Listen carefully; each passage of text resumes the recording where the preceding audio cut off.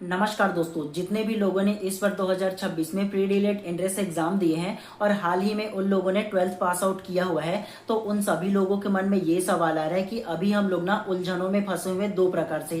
कैसे दो प्रकार से? तो पहला ये है कि हम लोगों ने ना प्री डीलेट एंट्रेंस एग्जाम दिए हैं और उसका केवल अभी मॉडल आंसर आया हुआ है, उसका भी फाइनल आंसर नहीं आया हुआ है। फाइनल आंसर आने के बाद उसका काउंसलिंग होगा, फिर उसका मेरिट लिस्ट आएगा। तब तक की क्या हम लोग वेट करें, या फिर हम लोग अभी ना हम लोग जो ग्रेजुएशन करना चाहते हैं, कॉलेज करना चाहते हैं, तो उसका भी फॉर्म अप्लाई का जो डेट है वो अनाउंस कर दिया गया है। चाहे वो बीए फर्स्ट ईयर हो, बीकॉम फर्स्ट ईयर हो, बीएससी फर्स्ट ईयर हो, तो इसके लिए क्या हम लोग फॉर्म अप्लाई कर सकते हैं। और अगर हम लोग फॉर्म अप्लाई करते हैं तो अगर हम लोगों का कॉलेज में नाम आ जाता है, तो अगर हम लोग वहाँ एडमिशन ले लेते हैं तो वहाँ हम लोगों का टीसी, सीसी, माइग्रेशन जो भी है वो लगेगा। ऊपर से हम लोगों को फीस भी पे करना पड़ेगा कॉलेज के लिए। अगर उसके अलावा कहीं आगे उसका पे करने के बाद, मतलब हम लोगों का कॉलेज में एडमिशन होने के बाद अगर कहीं हम लोगों का डीलेट में भी काउंसलिंग में नाम आ गया, तो फिर दोनों तरफ कैसे मैनेज करेंगे, दोनों का एक साथ हो पाएगा या नहीं हो पाएगा। अगर हम लोगों ने कॉलेज रेगुलर में ले लिया तो फिर हम लोग फिर यहाँ डीलेट का कोर्स करना चाहेंगे तो कैसे कर पाएंगे। तो इस प्रकार से उन लोगों ने ना क्या है सोच में पड़े, और बहुत लोग मेरे ना इस चैनल पर कमेंट करते रहते हैं। तो इन्हीं सवाल का ना आज के इस वीडियो में हम लोग चर्चा करेंगे। तो स्वागत है आप सभी लोगों का आपके अपने इस यूट्यूब चैनल बाय MD धीवर पर। अगर आप लोग चैनल पे नए होंगे तो चैनल को भी सब्सक्राइब कर देना और बेल आइकन को दबा देना, ताकि इसी प्रकार से जब भी इंफॉर्मेटिव वीडियोस लेकर आऊं तो आपको प्रॉपर टाइम पे उसका नोटिफिकेशन मिल पाए। तो चलिए ज्यादा देर नहीं करते हुए आज के इस सवाल का जवाब जानते हैं। सबसे पहले आप लोगों को क्या करना चाहिए इसके बारे में। तो सबसे पहला सवाल पर आप लोग आ जाइए। सबसे पहला सवाल कई लोगों का ये आ रहा है कि हम लोगों ने ना हाल ही में अभी 12th पास आउट किया, और पास आउट होने के बाद ना अभी डीलेट एंट्रेंस एग्जाम हुआ था 4 जून को, उसमें हम लोगों ने एनरोलमेंट लिया था, मतलब डीलेट का एग्जाम दिलाया था। अब हम लोग सोच में ये पढ़े कि हम लोगों का ना ग्रेजुएशन भी करना चाहते हैं, और ग्रेजुएशन में ना BA first year, BCom first year और उसके अलावा बीएससी फर्स्ट ईयर में ना एडमिशन का जो प्रोसेस है वो स्टार्ट हो गया है। तो हम लोग इसमें जो कॉलेज में ना उसमें हम लोग एडमिशन के लिए अप्लाई करें या नहीं करें, या फिर डीलेट का जो फाइनल आंसर है उसका आने का वेट करें, या फिर हम लोग उसमें एडमिशन होगा डीलेट में या नहीं होगा। और अगर हम लोग वेट करते हैं, अगर कहीं कॉलेज में नहीं लेते, बीएससी बीकॉम उसमें फर्स्ट ईयर में एडमिशन नहीं लेते हैं, तो कहीं हम लोगों का एक साल व्यर्थ ना हो जाए। बहुत लोगों के मन में ये सवाल आ रहा है, तो इसी उलझन को ना सॉल्व करेंगे आज के इस वीडियो में। ठीक है, तो ध्यान पूर्वक सुनिएगा। सबसे पहले आप लोगों ने डीलेट का अगर एंट्रेंस एग्जाम दिए होंगे और आप लोगों का मॉडल आंसर आ गया होगा, तो मॉडल आंसर से आप लोगों का जो क्वेश्चन पेपर है, जो आप लोगों का ब्लूप्रिंट मिला होगा ना जी, नीला कलर का आप लोगों का कार्बन कॉपी, तो उसमें मिला लीजिए कि आप लोगों का अप्रॉक्स कितना नंबर आ रहा है। ये पहले आप लोगों को मिला लेना है मॉडल आंसर के अनुसार। पहला काम आप लोगों को यही करना है। आप लोगों को ध्यान पूर्वक सुनना बता दे रहा हूँ। अगर आप लोगों का ना, अगर आप हाल ही में 12th पास आउट हुए होंगे और आप लोगों का डीलेट एंट्रेंस एग्जाम में अगर 60 से ज्यादा नंबर आएगा, मतलब 60 प्लस नंबर आप लोगों का अगर आ रहा होगा, तब आप लोग ना डीलेट का आगे चल करके काउंसलिंग कराना। अगर आप लोग ना कॉलेज का जो एडमिशन सोच रहे हो ना, तो उसको ड्रॉप आउट कर देना, मत लेना कॉलेज का एडमिशन। अगर 60 प्लस आ रहा होगा तभी बोल रहा हूँ आप लोगों को, ठीक है। अगर मान के चलो ना 64, 65, 66 के अगर आसपास आया होगा ना आप लोगों का डीलेट में एंट्रेंस एग्जाम में आप लोगों का नंबर मॉडल आंसर के अनुसार, तब आप लोग ना रेगुलर कॉलेज के लिए अप्लाई मत कीजिएगा, ठीक है। आप रेगुलर कॉलेज को ड्रॉप आउट कर देना, सीधा सीधा डीलेट का जो कोर्स है वो कर लेना। क्योंकि अगर आप लोगों का 60 प्लस आया होगा तो आराम से आप लोगों का प्राइवेट कॉलेज भी मिल सकता है और गवर्नमेंट कॉलेज का भी चांसेस रहता है। गवर्नमेंट कॉलेज का चांसेस इसीलिए बोल रहा हूँ क्योंकि शुरुआती में पहला दूसरा लिस्ट में नहीं आएगा, ये पता है, लेकिन तीसरा चौथा लिस्ट में आ सकता है, ठीक है। अगर 60 प्लस होगा तो, और आरक्षित कैटेगरी से होंगे तो, आरक्षित कहने का मतलब ST SC OBC वर्ग से होंगे ना, तो आप लोगों का आ सकता है। अगर 60 प्लस होगा तभी आप लोग ना, जो आप लोगों का कॉलेज के एडमिशन के लिए अप्लाई मत कीजिएगा, मतलब BSc first year, BA first year, BCom first year के लिए अप्लाई मत कीजिएगा। अगर आप लोगों का ना 60 मार्क्स से कम आ रहा होगा मॉडल आंसर देखने के बाद, डीलेट का है ना एंट्रेंस एग्जाम हुआ था उसका, अगर 60 से भी कम आ रहा होगा ना, तब आप लोग क्या कीजिए, आपका जो ग्रेजुएशन का जो फॉर्म अप्लाई करना होगा ना, तो उसको आप लोग कर सकते हो। अगर हाल ही में आप लोगों ने 12th पास आउट किया है तो उसके बाद, ठीक है।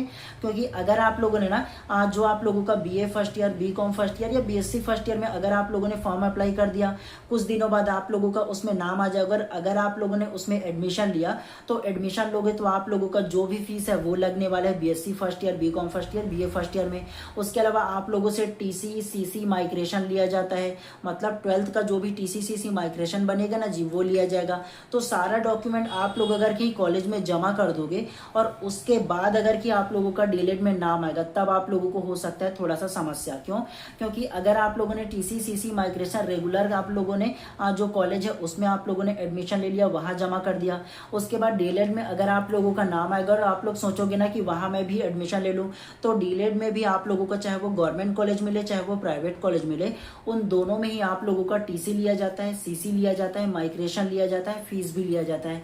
तो ये आप लोगों के पास एक ही केवल टीसी सीसी माइग्रेशन मिलेगा आप लोगों का 12th का, तो दोनों जगह कैसे अप्लाई कर पाओगे जी? तो इसीलिए अगर 60+ मार्क्स आएगा तब आप लोग ना जो ग्रेजुएशन आप लोगों का है ना तो उसे रुक जाना, अप्लाई मत करना, आप लोग वेट करने ला। अगर आप लोगों का उससे काम आएगा तो आप लोग बेशक अप्लाई कर लेना और नाम आएगा तो एडमिशन ले लेना। क्यों बोल रहा हूँ? क्योंकि 60 से काम आएगा तो मुश्किल है जी, ये नहीं बोल रहा हूँ नहीं आएगा, मुश्किल है बोल रहा हूँ। प्राइवेट कॉलेज एक बार मिल सकता है लेकिन शुरुआती लिस्ट में नहीं मिलेगा। शुरुआती के जो 1-2 लिस्ट जारी होगा ना डीएलएड का जो काउंसलिंग होगा उसका, तो उसमें हाई कट ऑफ जाएगा, क्योंकि जो जो हायर रैंकर होंगे ना उनको पहले दिया जाता है प्रेफरेंस में, तो हाई कट ऑफ जाएगा। इसलिए हो सकता है कि आप लोगों का पहला दूसरा में ना आए। अगर आप लोगों का ना 60 के आसपास होगा, मान के चलो 58-59 के आसपास होगा, वे लोग सोचेंगे कि मैं क्या करूं। तो अगर आप लोग ना कर सकते हो तो एक काम ये कर सकते हो, आप लोग ना कॉलेज को ना मत करना, रुक जाना, ठीक है, डीएलएड का वेट कर लेना। और उसके अलावा क्या कर सकते हो, मान के चलो अगर डीएलएड में भी नाम नहीं आया और कॉलेज में आप लोगों ने एडमिशन ले लिया तो आपका 1 साल बर्बाद हो जाएगा क्या? नहीं होगा, टेंशन नहीं लेना है। क्यों नहीं होगा? प्राइवेट का भी ऑप्शन रहता है ग्रेजुएशन में। प्राइवेट मतलब आप लोग ना क्या कर सकते हो, जो भी आप लोग स्ट्रीम्स हो, चाहे वो बीएससी हो, चाहे बीए हो, चाहे बीकॉम हो, तो उस स्ट्रीम में प्राइवेट से कर सकते हो। प्राइवेट में क्या होता है, केवल एग्जाम में जाकर के दिलाना होता है।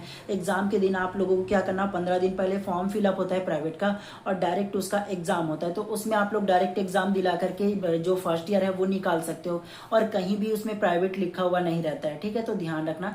सेकंड ईयर में आप लोग क्या कर सकते हो, सेकंड ईयर में जब भी पहुंचो ना तो आप लोग रेगुलर में भी एडमिशन ले सकते हो, तो ये भी आप लोगों का ऑप्शनल रहता है। जो लोग अगर कहीं चाहते हैं ना कि मैं रेगुलर कॉलेज जाना चाहता हूँ, चाहे वो बीएससी बीकॉम बीए में हो, तो रेगुलर जाना चाहता हूँ, तो देखो प्राइवेट का भी वही वैल्यू है, रेगुलर का भी वही वैल्यू है। केवल आप लोग अगर अपना लाइफ एंजॉय करना चाहते हो कॉलेज का तो आराम से रेगुलर में एडमिशन ले लो और एंजॉय करते रहो। लेकिन अगर आप लोग सिंसियर हो अपने जॉब को लेकर के, अपने करियर को लेकर के, तो ये ऑप्शन चूज कर सकते हो प्राइवेट का सेक्टर का, ठीक है, मतलब ग्रेजुएशन प्राइवेट से कर सकते हो और उसके अलावा आप लोग जो डीएलएड का उसका वेट कर सकते हो। अब आप लोगों के मन में ना, कईयों के मन में ये सवाल आ सकते हैं कि सर क्या हम लोग ना जो ग्रेजुएशन है उसको प्राइवेट से नहीं कर सकते क्या, और उसके अलावा जो डीएलएड का कोर्स है ना, तो उसको हम लोग रेगुलर कर लेते हैं, दोनों कोर्स एक साथ कर सकते हैं क्या? मतलब 2026 में हम लोगों का जो ग्रेजुएशन है वो भी फर्स्ट ईयर निकल जाए और उसके अलावा डीएलएड का कोर्स है वो भी फर्स्ट ईयर निकल जाए, दोनों एक साथ नहीं हो सकता क्या? तो आप लोगों को बता दूं अभी हाल ही में ना दोनों एक साथ पॉसिबल अब नहीं है। पहले होता था, 2025 से पहले भी होता था, लेकिन अभी पॉसिबल नहीं है। बोलो क्यों नहीं है पॉसिबल? तो आप लोगों को बता दूं, आप लोग अगर की ना ग्रेजुएशन प्राइवेट से भी करना चाहोगे ना तो ग्रेजुएशन के प्राइवेट में ना आप लोगों से अब टीसी लिया जाता है, सीसी लिया जाता है, माइग्रेशन लिया जाता है, ये तीनों चीजों की आवश्यकता होता है। और ये टीसी सीसी माइग्रेशन केवल एक बार ही बनता है, चाहे वो आप लोगों का स्कूल का हो चाहे वो कॉलेज का हो, केवल एक बार ही बनता है और एक ही दिया जाता है। तो अगर आप लोग प्राइवेट में ग्रेजुएशन में फील कर दोगे तो फिर डीएलएड में कैसे दे पाओगे? डीएलएड में अगर गवर्नमेंट कॉलेज में लगे चाहे प्राइवेट कॉलेज में लगे, दोनों में ही आप लोगों का ना वो जो है वो क्या लगने वाला है, माइग्रेशन टीसी सीसी लेने वाला है, चाहे प्राइवेट हो चाहे गवर्नमेंट में हो, दोनों में ही माइग्रेशन सर्टिफिकेट लगता है। तो एक साथ कैसे पॉसिबल होगा जी? और वो भी मान के चलो आप इधर उधर ले दे करके मान के चलो बना लिए, दोनों एक साथ कर दिए। अब आप लोगों का जॉब की बारी आएगा, जब जॉब में आप लोगों का मान के चलो कहीं भी लगेगा, ठीक है, मान के चलो आप लोगों का मिडिल स्कूल में आप लोगों का जॉब लगता है, 6 to 8 क्लास में आप लोगों का जॉब लगता है। लेकिन आप लोग जब डॉक्यूमेंट वेरिफिकेशन के लिए जाओगे तब आप लोगों का अगर डीएलएड कब किए थे ये देखा जाएगा, उसके अलावा ग्रेजुएशन कब की ये अगर कि सन को देखा जाएगा, तो दोनों में फंसोगे तो फिर कैसा होगा जी? अगर एक साल में केवल एक ही डिग्री लिया जाएगा बोलेंगे तो फिर कैसे करोगे आप लोग? ये थोड़ा सा हो सकता है ना जी मुश्किल हो जाए। तो तो इसीलिए ध्यान रखना है। आप लोग क्या कर सकते हो, आप लोग एक ही को करना, चाहे आप लोग डीएलएड करो चाहे आप लोग ग्रेजुएशन करो, एक ही को करना, कोई दिक्कत नहीं है। क्या कर सकते हो, 2 साल आप लोग डीएलएड का कोर्स अगर आप लोगों का उसमें एडमिशन हो जाएगा, 2 साल उसमें निकाल दो।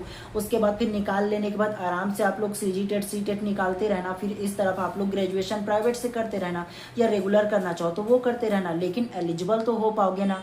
तो इसके लिए ज़्यादा जरूरी कि आप लोगों को क्या करना है, इस प्रकार की जो मेथड है वो यूज़ करना है। दोनों एक साथ करने की कोशिश मत करना। कई लोग आप लोगों को सलाह देंगे दोनों एक साथ कर सकते हो बोल करके, लेकिन मेरा अगर मानो, मैं अपने पर्सनल अनुभव के आधार पर या सलाह के आधार पर मेरा मानोगे ना, तो मैं केवल एक ही सलाह दूंगा, एक ही चीज़ को करो, चाहे आप लोग डीएलएड का करो चाहे आप लोग उसके ग्रेजुएशन को करो, एक ही करो, ठीक है। उसके साथ साथ धीरे धीरे आगे बढ़ते रहो, क्या दिक्कत है उसमें।